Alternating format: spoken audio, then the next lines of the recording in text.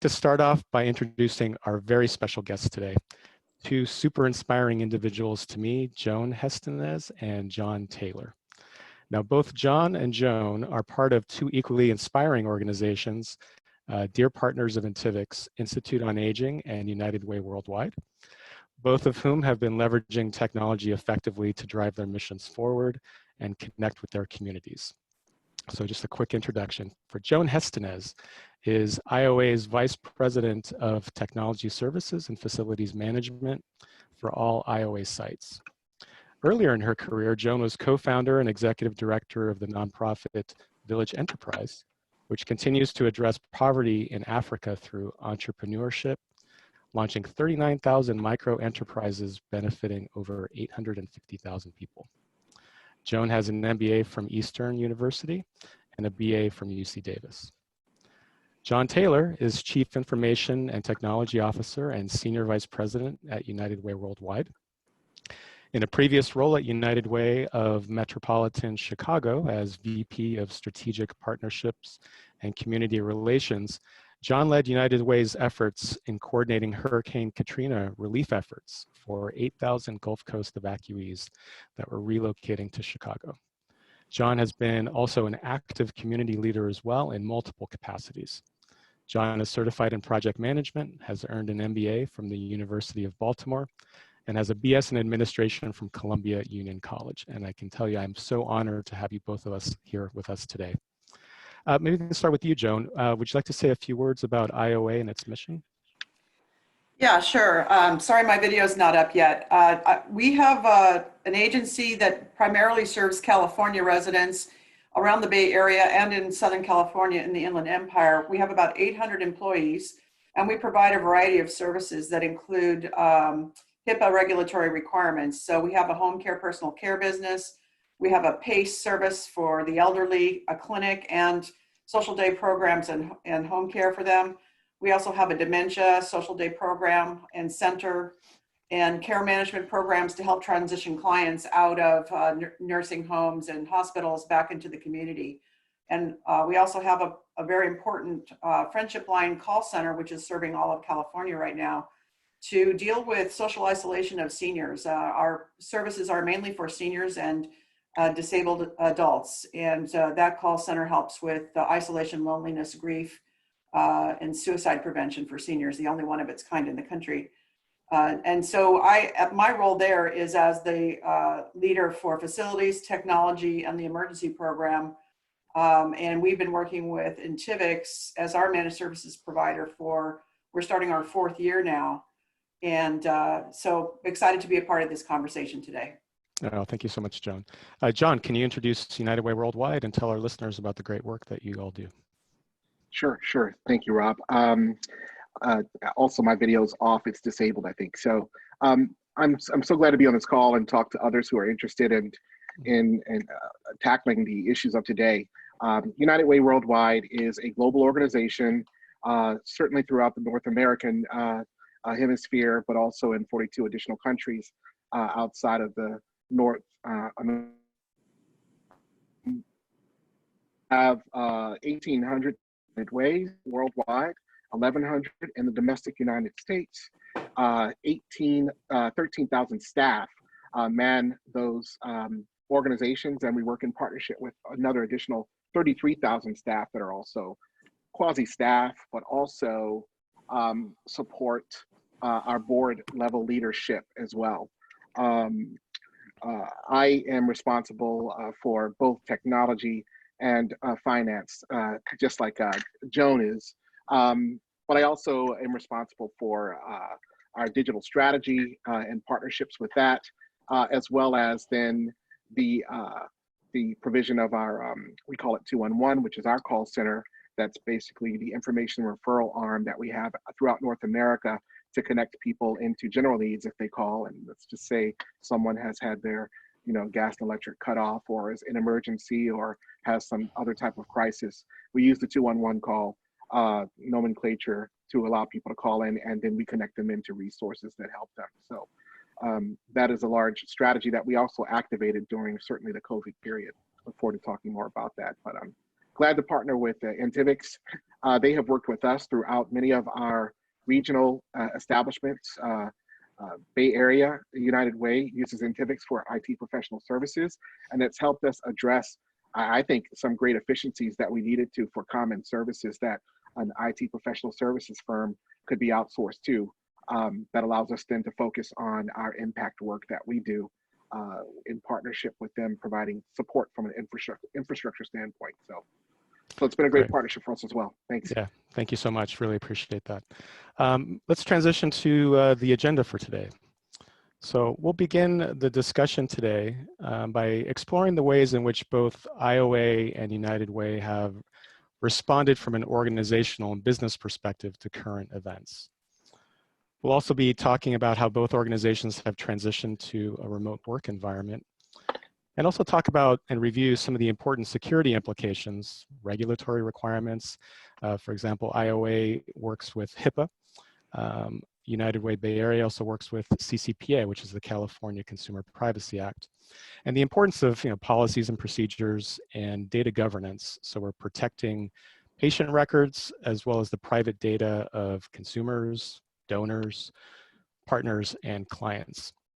We'll then open the floor for some question and answers and wrap things up. So let's jump in here. Maybe we can start with the, it's kind of open to both of you. Maybe can, if one of you guys wants to start first. We find ourselves now in the middle of this COVID-19 pandemic. Can you tell us how this has impacted your organizations and how this has impacted your mission? Which of you would like to start? I'll jump in if you like, Joan. So for us, I think as everybody has been, we've been overwhelmed with just an unprecedented change in how we do work in business in relationship to COVID and other things that have been happening in our society the last few months. It's required us to do a couple of things differently as an organization. Quickly, we had to adjust to activate a crisis response team, which we did, but we also had to provide a little bit more flexibility. So we as an organization have yearly or annual goal setting that we do, and we decided to make some very intentional shifts to how we manage our organization and business model in order to accommodate that uncertain environment. So right off the cuff, we did a couple of things. Number one, we made some immediate shifts. We became very flexible for staff. I think in March, when the call to work at home happened, we immediately allowed staff to shift and work from home. We triaged their needs, and I'm really happy to say, we were prepared with a couple of things. We didn't have a lot of desktops to deal with. A lot of staff already had laptops or even used tablets or surfaces and things like that to get their work done. So that part was easy for us. An organization that doesn't have that in play probably should be thinking about how you integrate that into your ecosystem, even outside of the crisis that we have. We certainly were able to then shift into some of the tools that support us related to sustaining our ability to do work. And I think we're going to talk about that in the next step. So I'll just jump right to, our leadership had check-ins regularly in order to deal with the shift. And we realized, I think the thing that grounds you is when you realize, even after this is over, the way in which we do business probably will never go back to the way it was. And so if that's the case, then how do you address the immediate crisis that you're in with the lens towards the future? And one of the things that we realized we had to do was shift from annual goal planning and setting to a 30, 60, 90-day goal setting temperament and culture, such that we would then be able to be flexible to course correct and respond to COVID as we were doing that. We also had to respond in for our ongoing needs that continue to persist. And that affected our fundraising, that affected our strategies, our communications, and how we collaborated and integrated the technology that we use to keep us fluid with our communications. So we made a real shift to being flexible and open. Any organization that's going to be strict and stringent will find a lot of difficulty being able to shift and evolve and then continue to provide continuity of service in such a changing environment. So we knew we had to move that really quickly. And there are some staff, as they became remote and dealt with certain issues, that frankly moved. They moved to to consolidate. They went to, live with their parents on the farm so that they could be distanced, which meant to us, we needed to accommodate that as well. So we'll talk about more of that going forward, but we made some of those quick moving adjustments to how we functioned and executed on our business model that allowed us to have continuity. And I think everybody appreciated that. Yeah, that's definitely that, the importance of being able to pivot quickly and having that flexibility and creativity at this point is, I think it's critical now that the world, I think, I agree with you, that's fundamentally changed. Joan, how's it been for you? Yeah, so in terms of the impact on our organization, we've had to, because of Department of Public Health orders, mostly shut down or greatly reduce attendance at our day centers, our clinic, and a couple of our facilities. So that's been one impact. We've been providing services in homes instead of in those centers and trying to use social connection tools in order to do that. We've also had more web-based supportive clients. That was not something we ever imagined doing in our immediate strategy to the same degree that we're doing now. We also have brand new opportunities. So on this slide here where you talk reimagine tactics, with the social isolation, we had an opportunity to go from our friendship line call center serving seniors with social isolation to now serve the entire state of California with California Department of Aging funding and support. And so that's been an opportunity where we were already in a position to respond to that need, but the crisis made it something that we could quickly expand. And that was helpful to us as a mitigation for some of our other more challenging areas in our operation. We also moved clients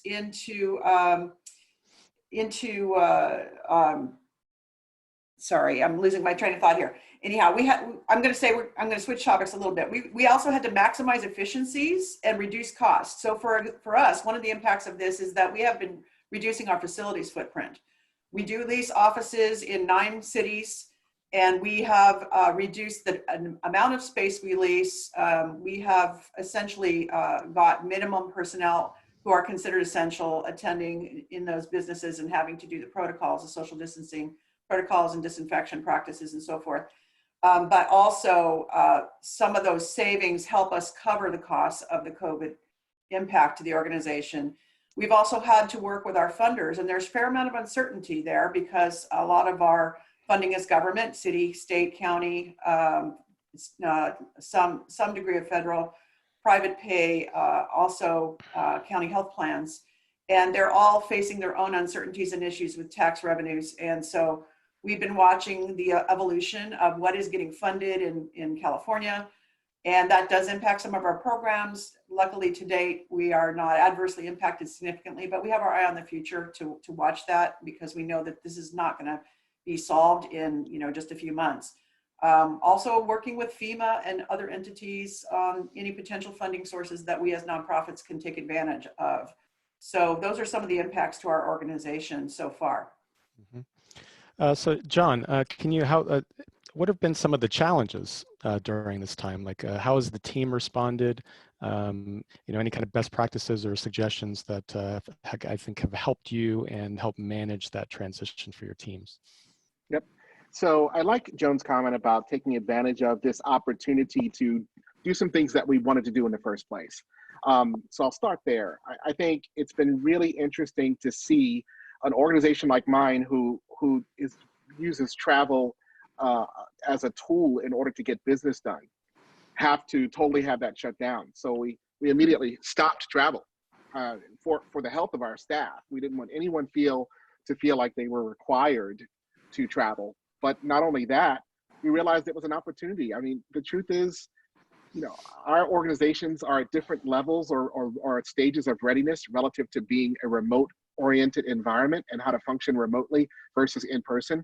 And we at United Way have always gravitated towards, there's so much benefit to being face-to-face that where we can, we try to do so. There's a large cost associated with doing that. And what we realized is we have some opportunities to change pretty quickly. So number one, we completely went 100% remote relative to any conferences we had. Unfortunately, we also had to do some things like cancel our global conferences. So that has been a big shift for us. We have decided to engage software that allows us to have virtual conferencing, and usually our conference participation, and depending on which conference you're talking about, can be anywhere from 1,000 people to 8,000 who might come across if we do one of our global conferences. And so we've had to shift rather quickly because we've actually canceled all of our conferences for the remainder of the year, minimally. And so we've quickly implemented virtual conferencing technology, which I think folks like. I also think, to Joan's point about, re-envisioning our financing and resources, you're not going to charge the same amount to attend a conference in person as you would virtually. So we had to do some quick modeling and think about our business model and those activities as well. To accommodate our staff, we had to do we found out some interesting things really quickly. Number one, as I said before, my team was a part of the executive crisis management team who really jumped in to move and make sure we were making a smooth transition. And one of the big things that came up to the table was, one meeting where we had, we were talking about what do we do next and what's the plan and what's the blueprint for connecting. And basically, the call came to me from my HR lead saying, John, let's pull out a business continuity plan and let that be our roadmap towards success. And what we realized really quickly was the business continuity plan we developed was not a plan that helped us have business continuity. It was a plan that allowed us to do things like transition our financial services, for instance, to a remote environment so that we could manage our ecosystem. It was a plan that ensured that we had transitioned appropriately everything to a cloud environment before something like this would happen so that we would be able to continue doing business using access or having access to remote environments, and even repeating our work and setting up duplicate servers and a cloud-based infrastructure in different places. We were able to do all those things and we're ready, but we didn't have anything related to the staff experience and how you're treating staff. And so in real time, we had to ideate on some really key important things. When you have staff that are going through something like this, you really immediately quickly see staff are juggling stresses outside of their normal work. And so if you're going to continue your business, which it was our requirement to do, because frankly, the issues and needs continue to grow, we actually brought in about close to $1 billion in additional funding of new work that's been inspired coming from some of the COVID challenges that people have experienced. So the work continues for us.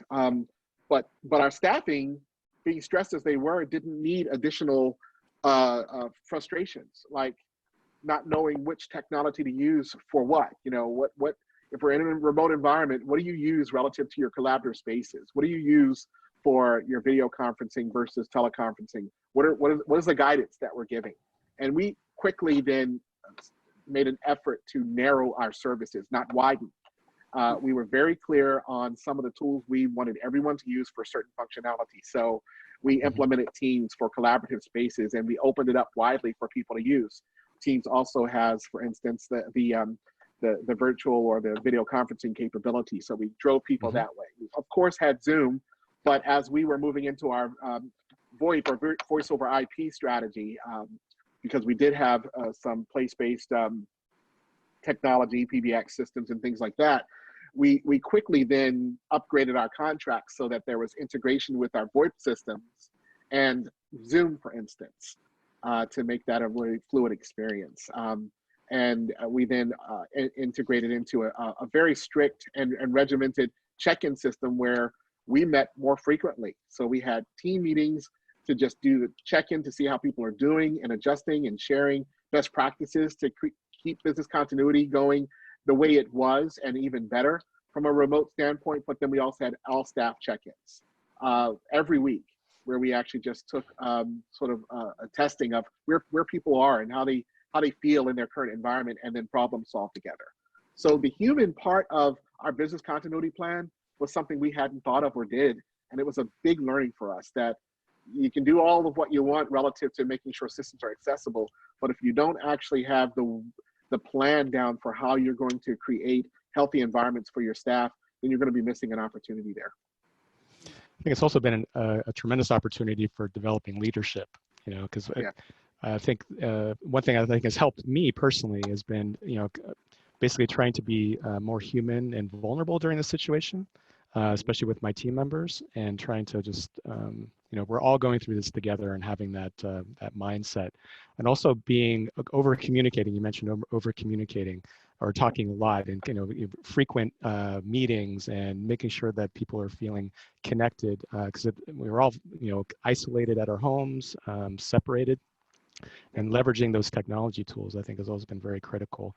And just being very open and flexible, and willing to do things differently than we've done it before. And that's been very important, I think, for us as we've transitioned as well. Yeah. Joan, anything else come up for you in this regard? No, I have a whole list of technology action items that we did that we could go through. We've got this next section of questions we're going to talk about, and there's a long list of things that we've done. And I relate to kind of everything that John and you are saying as well. The human factor is definitely important in terms of helping people adjust and know what to expect. We've had, at one point we were having daily meetings on that topic, and then more recently we're down to weekly because we're a little bit more stable since some weeks have gone by now. But nevertheless, we're scrutinizing change all the time.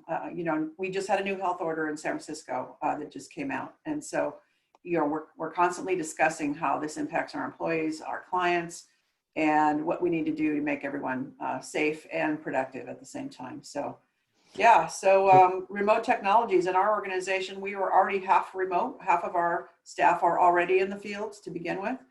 And then we had a certain percentage of the rest that did already have tablets or laptops, but we did have desktops in the organization still. I think that's one of the things that's probably permanently changing as we go forward, that replacements are more likely to be laptops than desktops in the future. Some people did take their desktops home, and that's how they managed it. We also had a challenge that we've been addressing, which is bring your own device policies, especially in a HIPAA environment, on how to do that in a secure fashion, because a number of our employees are using their personal computer or their personal cell phone. And under those situations, how are we protecting our information? Number one answer being a lot of it is in the cloud. And we have other security measures that are helping us with that. But yeah, being able to pivot for this does have implications for the future on what we're procuring in the coming year, and what kinds of contracts we're going to need that support collaboration remotely.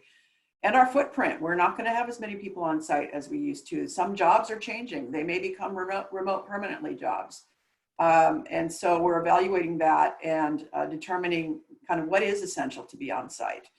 And then using the appropriate technologies for that. So yeah, so I have with Intivix, we've been working on projects for years now to implement both cloud solutions, remote strategies, and technology, as well as security projects for information security in a HIPAA environment. And the fact that we were able to pivot people within a few days to work from home is a tribute to the importance of that work having taken place. And the timeliness of having that taken place. So we had less to catch up on than we would have had if we had not been working on those things already. And I think we all saw the writing on the wall in a lot of technology teams that cloud is really where a lot of organizations are working these days. And luckily, we already had a lot of that in place. So that's been a fortunate situation for us as well. So yeah, but lots of other things. We also launched collaboration. We were already planning to do it, but it just happened to be just in time. We launched Box rather than Teams. And, so we had that just coming online. We were also in the process of launching cell phones for staff, which were company phones deployed with mobile device management that Intivix assisted us to manage with AirWatch. And we launched an entire division's worth of company cell phones and converted those that were already out in the field to mobile device management phones for protection of our data. But it's still an ongoing challenge in how to support people who are using their home internet, and they may have power shutoffs in the PG&E world, right? So they're happening. And so we have, those challenges that are things that we have a limited ability to assist. But we also are working with Intivix on offering what assistance we can to folks with sort of minimal troubleshooting and some boundaries around what we're able to do for them on those topics. So that's been a new conversation that we wouldn't have had without COVID-19. Yeah. John, how's it been in your situation? So, listening to Joan, I think one thing that I might ask you, Joan, if you have time to think about it later, is, what are the things that you stopped doing? Because for us, I think we had a number of things that we were deploying and testing out or allowing staff to be flexible with that frankly created confusion when no one is actually on site. Yeah. And so, we have actually fluidly used Workplace by Facebook, which is a tool that some may know about. It's the workplace version of Facebook environment, and we use that for our collaboration experiences. And we also use the video conferencing feature. The interesting thing is, when you have Workplace by Facebook, when you have Teams, when you have voice over IP that also has Ring Central is what we use. So it also has a video conferencing capability, including Zoom. Do you really need all of those? And how can you streamline? So we work to streamline as well. And then the other thing I'll say is that we listen to our staff. So staff that wanted more options, we started thinking about that, and we crowdsourced to make sure that people were in agreement, and we provided more options. If we needed to create greater clarity by aligning our tools, we did that as well. And so we made real-time decisions based on staff input and feedback, which actually greatly contributed to the response and the feeling of wellness in how we connected and engaged with those staff.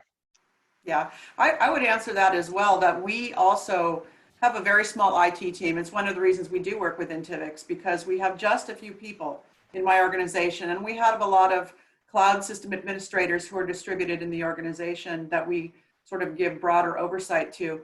But really, we do need to be really streamlined on which applications we can support, because in our environment, we have to have a business associates agreement with every vendor, so that in case of breach, we know how data breaches will be reported, and then we're responsible to up to 45 or more entities if something like that does occur, to report out in addition. So we have to have agreements, and having multiple conferencing providers, multiple other types of vendors doing the same thing is really a difficult thing to manage, and also to maintain adequate security controls on. And so for us, we deliberately tried to avoid an immediate sort of scattering of people to new technologies, and to say, hey, let's focus on what we already have. We've already got GoToMeeting, which is our main platform. We know that the Office of Inspector General, Office of Civil Rights, did allow a penalty-free use of certain tools like Google Hangouts and FaceTime, which we have used temporarily for client communications with their cell phones, because they don't have computers in all cases. And so we've been a little bit expansive in a few things, but for the most part, we've tried to stay focused on what we already had put in place. And luckily, we didn't need a lot of brand new things. There are things that work better in one tool versus another, and so there's reasons sometimes for redundant technology, but we've tried to avoid that because of the size of our teams and the support and burden that it creates, and also to maintain simplicity around the message. The other thing we did was we published folders online to show all the guides for all the tools that people need to use when they're remote, so that they could easily help themselves if they needed to know, well, how do I get a mobile printer that's secure for HIPAA? How do I, use this online faxing portal? How do I do this or that? So we published the details of how all these remote tools work, so that they could see exactly what the tools are. And we also used mobile device management on cell phones to push certain applications out to the users of those cell phones, so that they could have them available. Things like tools that do enable electronic signatures with clients, for example. We also implemented DocuSign this year. Paper signatures just are not the way to go in COVID. And it's been very interesting watching some of our partners who have not converted to digital signature. And that's been an interesting challenge because that's something we have to do constantly, all the time, really. The other thing I would add is that we have a wellness program for our employees that has been really important during the crisis. We have used a Headspace app for helping people with, if they would like to, spontaneous or daily meditation practices. And we use those at the beginning of our major meetings to help everyone calm, focus, breathe, relax, get away from the momentary pressures, and then start the discussion of the meeting. And it's been very helpful to us, along with other practices like having an online happy hour or online division meetings where we sent everyone a Grubhub certificate to get some food because we couldn't do it together. And so those kinds of things are helping with the human factor, along with, you know, all the other measures that are just strictly providing the services that they're needing right now. I'm so glad you said that. I'll add one more thing in, Rob, if I can, to that. Absolutely. We also made a really quick shift relative to wellness too, and I was really proud of our HR and our org development team who decided to do this.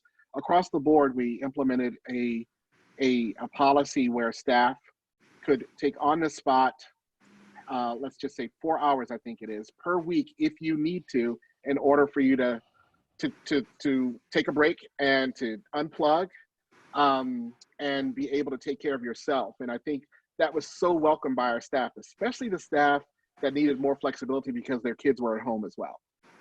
And so that became a policy for us, and not everyone used it, and I think that's fine. You didn't have to if you didn't need it, but it was there for you to use.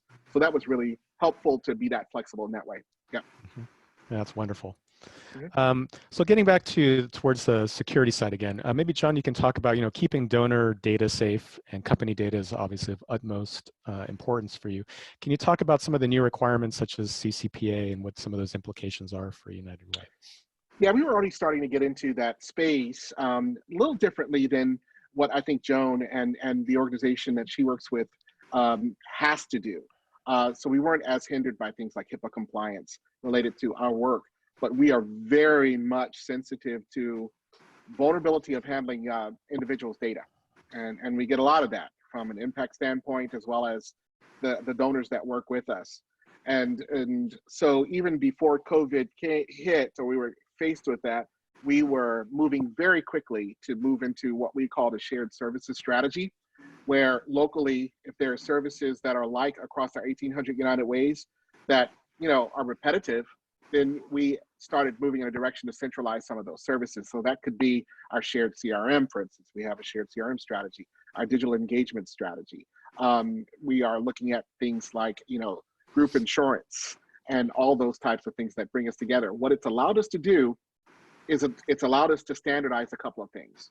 1,800 United Ways that have been in business. Our brand's been in business for 125 years, and used to doing things differently has caused a little bit bifurcation relative to how we manage our data. And so when it comes to technology, those who understand you're only as strong as your weakest connecting item, we actually had to bring all United Ways up to a level of security standard that we could stand by to ensure that our whole system was protected.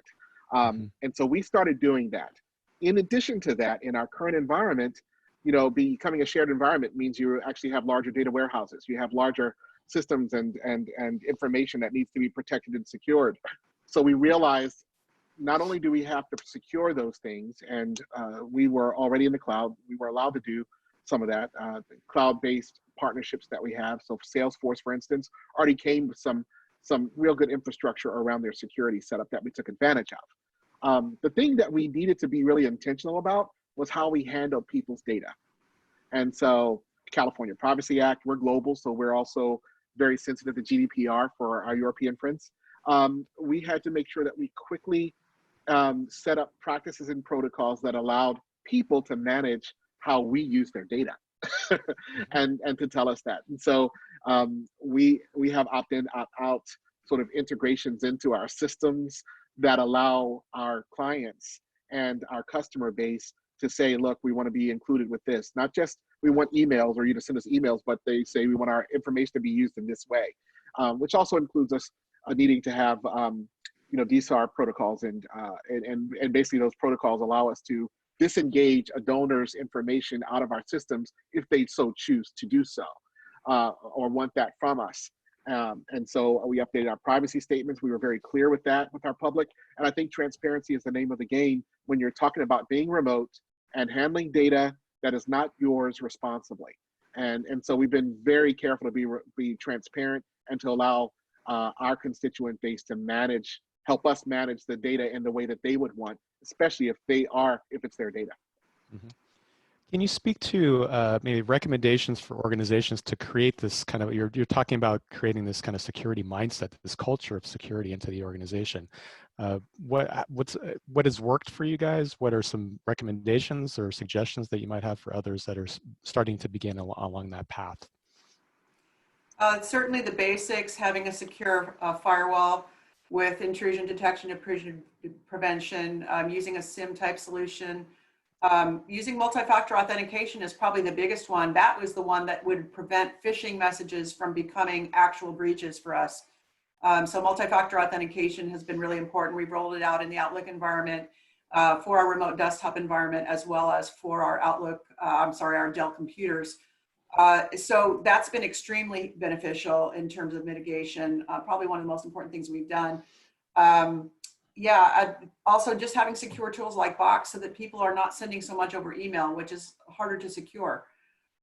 So, you know, those remote technologies and using the BYOD mitigation strategies, bring your own device mitigation strategies for trying to secure those and determine what people are doing that's sensitive is important. We do the usual annual penetration tests and vulnerability scans on all of our computers, which Intivix assists us with the mitigations and corrective action plans and getting those things done. And I would say disaster recovery in case of certain incidents is going to save everyone's bacon. And so we just implemented a couple of steps on that this year that give us in the cloud a replication of some critical assets that help us. Watching user access control is really important for us, and making sure that people are not able to get into anything they're not supposed to, and it varies for everyone's job. And so that's something that we watch closely with our cloud assets, with Active Directory, with other kinds of permissions controls that we're doing. So that's the snapshot, I think, on security. But I would say most people with cloud have an opportunity for multi-factor authentication to do that either with the cloud vendor or with their own solution. And that's the one that I would really strongly recommend for prevention of human-centered breaches like phishing, social engineering. That's a great mitigation against some of that.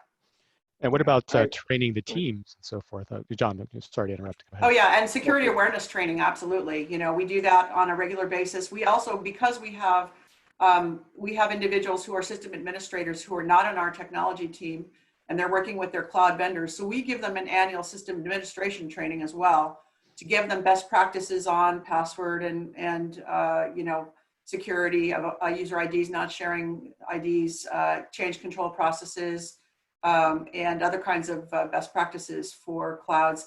We're also starting the process of not only auditing in our risk assessment our infrastructure and cloud environments that are managed you know, through our partnership with Intivix, but also doing a cloud security audit, a soft audit with all of those folks who are sort of in that role around the organization to make sure that they do things like enable their best security practices for those cloud apps. Yeah. John, you'd like to add something? Yeah, I fully support everything Joan said. And so if you're thinking, in addition to that, if you are a company or an organization that's providing leadership and you have a challenge relative to securing your systems and your ecosystem, you usually are faced with two big challenges. One is the knowledge of where to start. So oftentimes this is so large, you don't know how to get started and what step to take first. The other is cost. And I will say, for me, if you want to be smart about it and quickly ensure your systems are secure, then, you know, this might not sound, I think it's fine. What I'm going to say is you need to actually take advantage of organizations that have already secured their systems. Mm-hmm. And so Intivix is a good example. Joan, I'm glad you mentioned Intivix in that right, because you actually can partner with a technology services firm that can implement all of the security protocols in place that you need. But I do think, you know, there are individual things that we should provide guidance on and that you should provide guidance to your staff on. So Joan mentioned a couple of things around the support for mobile devices. We have had a policy in place that's driven by how much control we have over people's use of technology and devices. And so writ large, our worldwide staff have limited the support we've provided to things like phones. We haven't included security on some of those tools for what you can use your mobile or personal devices for, but we've limited use, and we've limited and been very clear about our limited support for that. In this new remote environment, we've had to provide greater support and make that part of our policy, which means you also have to protect it differently and better. So having partnerships with an Intivix or other IT professional services firm can help you bone up your systems really quickly, and in some areas can help you save money. Yeah, I echo that, especially because we have such a small IT team in our organization with 800 employees to secure and all of our clients' data. Having careful selection during reviews of vendors can go a long way to get you security that you need on many aspects of your environment and your applications. And so we make a point of doing that. We also do a security check, a security questionnaire with every one of the vendors that we onboard. And we ask them all the tough questions that we get asked by our healthcare funders. We get asked, 60 questions about our security. And so we do that with our vendors as well, because we're accountable ultimately to all those parties. But that helps us know for sure if they say they're secure, that they actually are secure. And occasionally they try to slip one by you, or they balk at answering questions on security. And we just insist that they answer the questions. And ultimately, they almost always give in and say, okay, we'll answer your questions. Because they know they can't get our business if we hold that line. They know that we can't contract with them if we don't have assurance that they're actually secure. But I actually say, I totally agree that buying secure services or buying secure technology is really the way to go, rather than trying to buy something that you're uncertain about and then add layers to it. That's much more difficult. Yeah. And to Joan's point, if you have a vendor or a technology services firm or any other vendor that might provide other services in your ecosystem, and they balk at your request to get additional safeguards and certifications and detail and information to show that they are working in a secure environment, that should be your first flag. And I would even say, if Joan in her operation is more sophisticated, mine is more sophisticated, but even if you're not sophisticated, if you have someone balking at that, then that's your first flag to maybe find someone else. That's a quick way to do it. Sometimes you have to work with these services, and so you gotta force them to it. I don't want to beat them into subjection, but truthfully, like Joan said, you got to lay down the law because you're protecting your own ecosystem. So no one should convince you that you don't need that and you don't need to see that. If they're integrated into your system, you need that safeguard. Yeah, that usually arises when salespeople are trying to get you to buy something at the end of a quarter and they don't want to do the work. It's true. It's true. So frequent occurrence. Yeah. So let's see, we got about 15 minutes left. I have just maybe one last question, and maybe we can kind of keep this kind of tight. And then, because we got a couple questions that have folks have sent in, so I want to make sure that we get have some time set aside for those. So last one. How are you kind of repositioning your existing services in the advent of COVID? Is there any specific things that have come up for you, and how technology might help in this regard, so you can more effectively connect with your communities? Anything come up? I'll give you two, if that's okay. I'm sorry. I think I've been speaking more than you. Joan, would you like to start? No, it's fine. Go ahead. I'll just give you two examples. One, we have been providing on-site training for some of our shared services that I mentioned, and so we've gone out and we've done UAT testing for our local organizations that are onboarding into a shared environment using platforms. We've been providing robust training, documentation, and guidance. What we had to do in a just quick pivot was, when COVID hit, we realized we could no longer travel out and do actual training.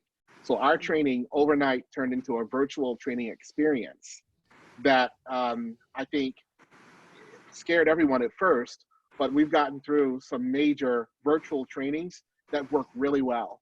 You have to really be thoughtful about your delivery of training when you are shifting from an in-person type of experience to a virtual space. And so ensuring wherever you can to have great visuals in place, ensuring that you're providing a mechanism or a place or space for your users to ask fluid questions and then to have those questions answered requires you to shift your timing and the way in which you deliver services. Those who were doing UAT testing for new technologies, we actually had to be flexible with our go live dates. So we moved our go live dates. We gave some padding of a month or two where we were going to go live in end of March and April. We actually went live in June and now are going live in July.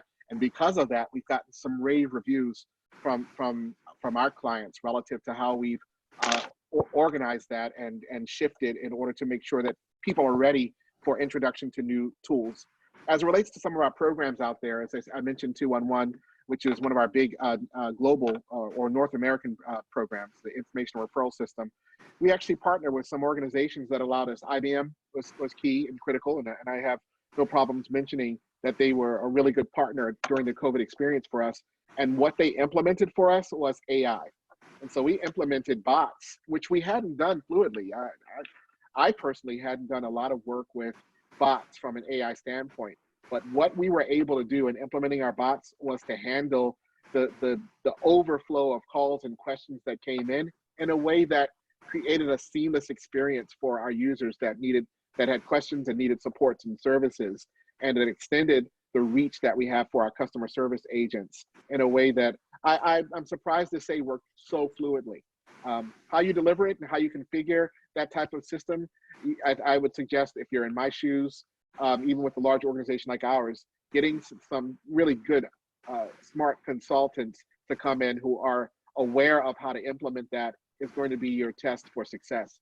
But I'm a full convert now to applying AI where it makes sense in order to accelerate your business model, but also to create efficiencies where you wouldn't have them before and allow you to scale. Mm-hmm. Yeah, I'm going to echo what you said about creating training more by self-service route. I think because we have, again, a very small IT team, we don't launch anything without doing training in a webinar of some kind, as well as documentation. We post that all up on our box pages where anyone can get to them. And so we're not constantly having to train. We can point people to those resources. And it also, I'm sure, saves calls to our help desk that people can see where their questions can be answered. So that's definitely a big factor in the situation. I think for us, the other big one was we did convert our friendship line call center from an on-site call center with volunteers as well as employees to a fully remote group of agents. And that was probably one of the biggest changes that may have a lasting impact on our organization. And it was an opportunity because of COVID as well. And so, you know, a lot of partners had to come together to make that happen on a rapid basis. And so that was a successful experience that we're still living. And, you know, as we look at, we have a committee that's called Reopening, but we realized today we have to rename ourselves because we're not reopening. We're going to be in this stage for a while. And so we're going to come up with a new name that describes our reality that's going to exist and probably continue even after the virus settles. So that's just reality. And I would add too that we were just in time with revising our emergency program and launching a new incident management process in January. That served us so well during everything that happened, and it made a huge difference. And organizations that may not have had that in place might have been caught more by surprise, and we were ready to go. So that was a big difference as well. Lucky you, Joan. Yeah, that was a lot of work.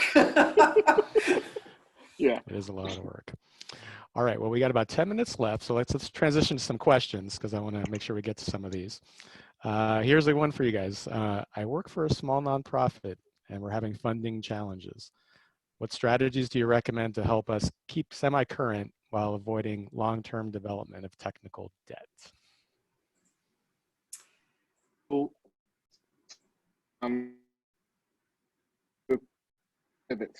Before COVID, investing heavily in large technologies that were going to help transform our large business. And we are in a place where we have clients that largely supported us who were baby boomers. And because we work so heavily with our corporate partners, the individual interactions actually were managed through those corporate relations. And baby boomers who are retiring and have retired move into a retirement state, but still want to engage and do great work around health and human services. But because our structures were quite different, we were unable to make that shift as quickly as we needed to. And so as we moved into thinking about, you know, that, and that's where, so our baby boomers were 10,000 and above givers. So we had 10,000 to $20 million givers who gave in that group. As we shifted and COVID hit, then we also realized, hey, number one, if you don't have a strategy that diversifies where your funding is coming from, then you're going to find that you might have some difficulty in this changing environment. The thing that we actually rely on, and I think one of our saving graces was most of our campaign starts during the fall season. And so what's happening now is we have a number of organizations that usually we engage with in the fall. We reached out to them beforehand, and we asked them to partner with us in any number of ways. And so when you're talking about fundraising and leveraging resources, I'm going to encourage folks, don't start with the money. Start with what can we work together on that commonly strikes a tone relative to our goals, our mission, our visions, so that our partners come together to create a great coalition to continue business continuity and sustain the services you're providing because you're partnering together differently. What that will then inspire is money. That'll inspire new budget sources that come through to you. And so for me to say that we've got so far $970 million in new donations that have actually impacted our bottom line is a direct result of engaging those partners that would give to us in more than just asking them for money and diversifying our budgetary source. And I will say right now, still, there are a number of organizations out there that do traditional and non-traditional funding that are looking to fund organizations that are in need of funding to continue their business operations in health and human services and nonprofit work, but you need certain things and certain budgetary requirements to shift in response to COVID. And so there are organizations out there that have criteria that releases their funding sources if you are able to show that what you're doing, and you actually have some needs that you might want to overcome because of COVID, they will fund that. And so we have gotten large funding sources that helps us do things. And Joan mentioned Active Directory. One of the things that we've gotten large funding sources is around the idea of federating Active Directory. So instead of every 1,800 separate United Way having their own Active Directory, how can we partner then to get that provided to the entire network, which allows you to accelerate, do what you need to do, which would probably be under your operations budget. Now it's a granted item. And so that's been really encouraging for me and inspiring to see organizations step up that way. But you've got to be ready to understand the ways in which they're ready to fund you now. Mm-hmm. Yeah, my comments to add to that, if you think about an even smaller nonprofit that maybe even smaller than ours, it is very challenging on two fronts. One on the fundraising side, or even the grants and opportunities that are coming up with COVID and FEMA and others. It does take some investment in time and energy to discover what all of those are, to make those grant applications, to get your data together, to obtain those funders. The other thing I would say is our existing base responded really well to the challenges because they could see that we were part of the solution. And that message was super important. And we could reassure them that we were able to operate during COVID effectively with a lot of remote work and so forth, and also care for clients, do visits when necessary, but protect everyone with PPE and so forth. So those messages were super important for people to feel confident that we're going to survive this, we're going to really do well, and we're going to provide services that people really need right now. The other thing I would say for especially the smaller organizations is that you got to definitely use what you already have. I mean, as simple as things that don't cost any money, like call forwarding. That sounds kind of stupid to even mention something like that, but if you've got call forwarding and you're trying to find a way to get calls to people and you haven't used it, then you should look at stuff like that. That's simple. It's already in your environment, most likely.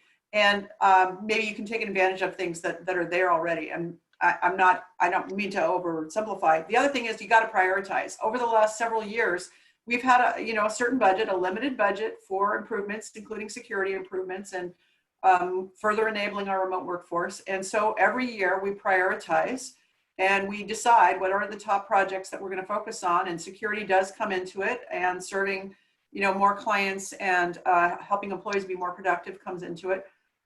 You got to pick those things that are going to make the biggest difference to you. And right now, remote work might be one of those things that people are investing in that they didn't invest in before. I think luckily we had done that along the way.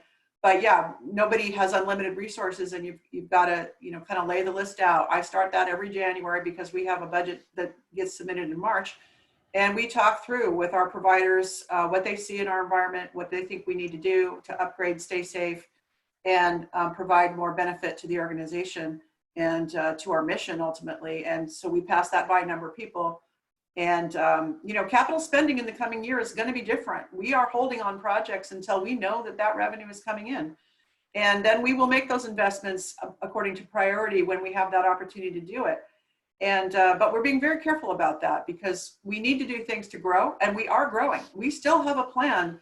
We doubled our organization's revenue in the last 3 years, and we have a plan to do that again. And it's very achievable. And it's not just to make more money, but it's to serve more people that need the services. And we know that we can grow during the pandemic.